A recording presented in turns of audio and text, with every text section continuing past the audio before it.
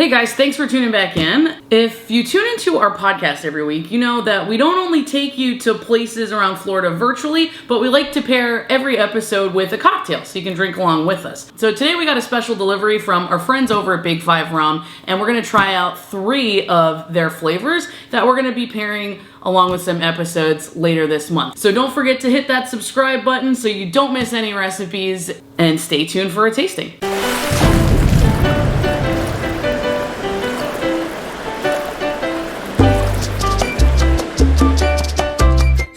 We got a box of rum from our friends over at Big 5, like I said. If you want to pick up a box yourself, head over to big5rum.com and enter promo code JUSTADIP for $5 off 2 of the bottles that you want to try that we tasted today. So let's see what flavors we've got in store for us today. We've got some spiced rum. Ooh, Cafecito. I'm super stoked to try this one. And coconut rum. Cocoa Nutty.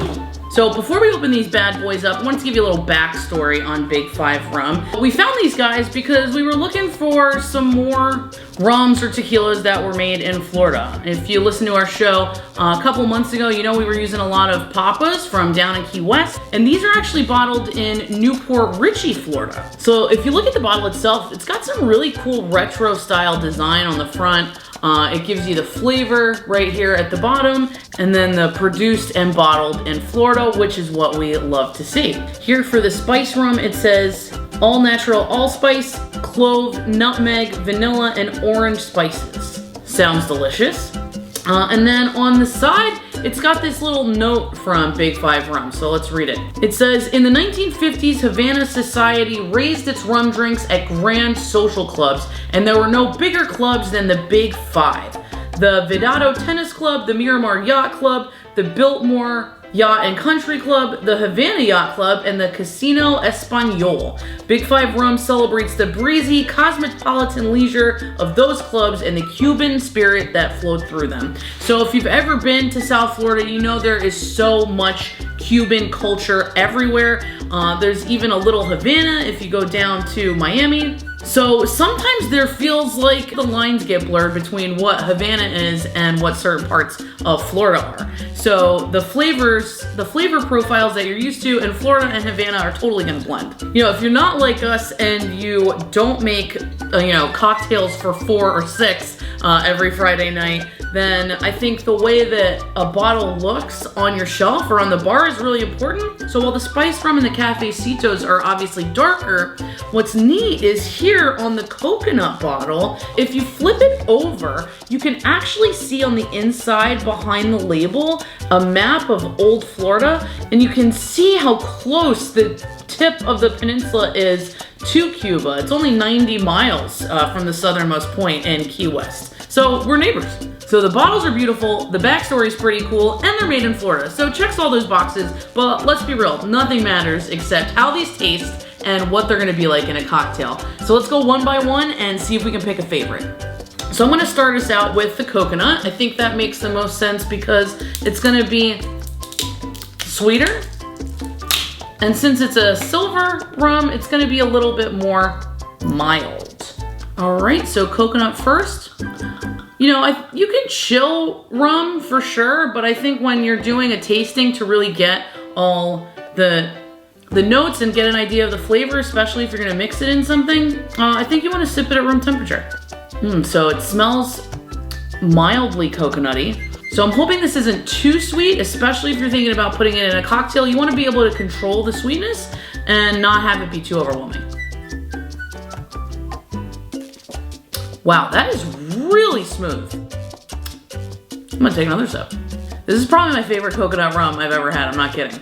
So you feel, obviously, like the heat in the back of your throat from the rum, but it's not sugary at all. It just has like that faint essence of coconut, so you're getting a lot of the nutty flavor, the sweet flavor, and it's very airy and smooth. You know, it doesn't stay on your tongue, you know, like it's just giving you that island vibe. I love this. I think this would be really good if you shook it up with some pineapple juice and coconut water. So you keep it really, really light and refreshing because this is not heavy at all. And I think that coconut flavor would still come through. So we'll probably try that. Gotta cleanse the palate. You know, I'm gonna be honest. We used to be like strictly tequila drinkers, but I'm really getting more and more turned on to rum. I think the misconception is that rums have so much sugar in them that they're gonna give you that kind of icky feeling the next day. But I found that if you're drinking really good rum, you don't get that like sluggish hangover afterward. So let's go on to the spiced rum. Spiced rum is what people think of, I think, when they're thinking about rum. It's gonna be darker, it's gonna be aged a little bit more. You're gonna be using dark rum in a lot of your tiki cocktails. So it's good to have a nice dark rum that you like on hand. Lots of island style cocktails like rum punches are gonna have a spiced rum in them. And sometimes, especially when you're going for a cocktail that's got a lot of elements in it. So you have a few different juices, you're gonna maybe have some fresh fruit in there. You know, you think that you can get away with kind of skimping out on the rum because it's gonna be overpowered by so many flavors. I can't disagree more. When you have a cocktail that needs a spiced rum in it, if you spend just a little bit more or go for something that's got a little bit more of that natural flavor in it, it is gonna completely elevate the quality of the drink. You're gonna go from cheapy, kitschy poolside cocktail to craft cocktail just by changing the quality of the rum. First, we'll see if it passes the sniff test. It smells really good. It's a little heavy-handed for a sip, but you know what? I'm not driving. So we've got the perfect amber color here. If you move the rum around the glass, you can see it kind of clings on to the edges. That's how you know it's gonna be packed with a lot of good flavor. They definitely talk about a lot of the spices that they have in here. The first thing I'm getting on the nose is orange peel. It smells very, very citrusy, which indicates to me that it's probably gonna be nice and light, which almost reminds me more of a blonde rum. So let's see.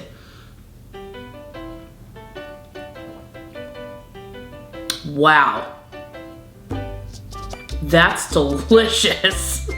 Wow. Okay, all right, let's slow down. There's something about a good spiced rum, if you've never had one. I'm not talking about like Captain Morgan and Bacardi. I'm talking about like real good spiced rum that gives you so many different notes. You know, I think if you're used to drinking like say a whiskey or a bourbon, you know, you get that like rich flavor and like a, you know, oaky flavor and that woodsy sort of feeling, maybe even a little smoky. And I think a good spiced rum kind of hits like that. It gives you a little bit more heaviness, but the difference is that you get so many different elements. Like first, when you take the first sip, the first thing I'm getting is a little bit of sweetness and then the spice. And then once you swallow, it sort of brightens up your whole mouth with that citrusy orange that I was telling you about, and it's so easy to drink. I mean, you could have this, I'm not kidding you. You could make like an old fashioned with this, where you just have like one big ice cube, you know, stir this up in the glass, put a little orange peel twist right on top, you know, rim the glass. Oh my gosh, this would be delicious. I could drink this straight all day. The more I drink it, the more I'm getting that nutmeg too.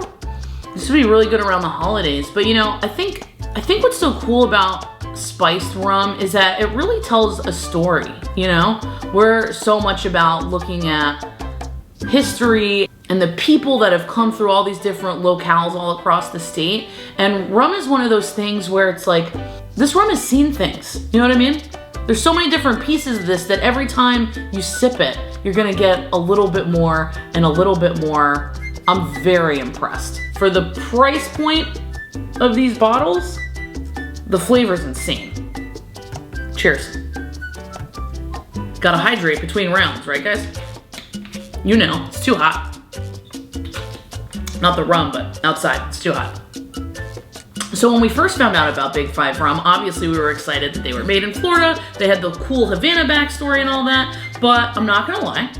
We saw the Cafecito and we were like, we have to have that. We love Cafecito. Colada, colada, colada. Okay, So I have really high hopes for this, especially knowing how good these other two flavors were. So before I give it a little tasty taste, if you've never had Cuban coffee, pretty much anywhere in Florida you're gonna be able to find a really nice Cuban restaurant or cafe. In Miami, our favorite place to get Cuban coffee is at Versailles. You can even hit it up if you're driving down through the Keys. And Cafecito just means coffee in Spanish. But I think when you say Cafecito, it's either someone that's Cuban or it's from South Florida. Cafecito means the party's about to turn up. You're either getting ready for the day or you're getting ready to go out, but either way, you're not gonna be sleeping for a while. So, whoa, wow. It literally smells like a cup of coffee. So I looked at the bottle and I don't think there's actually any caffeine in here. I'm gonna be preparing a coffee cocktail for tonight's episode that I plan on using this Cafecito with. And I'm gonna be adding a little espresso, but wow, I can't believe that there's not coffee in here. It smells so good. All right, let's give it a pour. So definitely a little less amber and a little bit more brown. So even though it smells good, the proof is obviously proof. Get it? Proof, flicker. The proof is gonna be in the taste. So bottoms up. Wow. So this does not disappoint at all. I would say the flavor of coffee, just like the flavor of coconut in the first one we tried, is not overwhelming at all. I think a lot of times when you get flavored liquors, especially like rums and vodkas, it's kind of like a gimmick, right? Like you get the flavor of the thing and that's it. That's all you're getting. You can't enjoy the rum at all. It's just that one coffee flavor. It's like pow. But this is really subtle. You get it almost on the way down, almost like coffee. You still kind of get that like a bitter sweet finish at the end.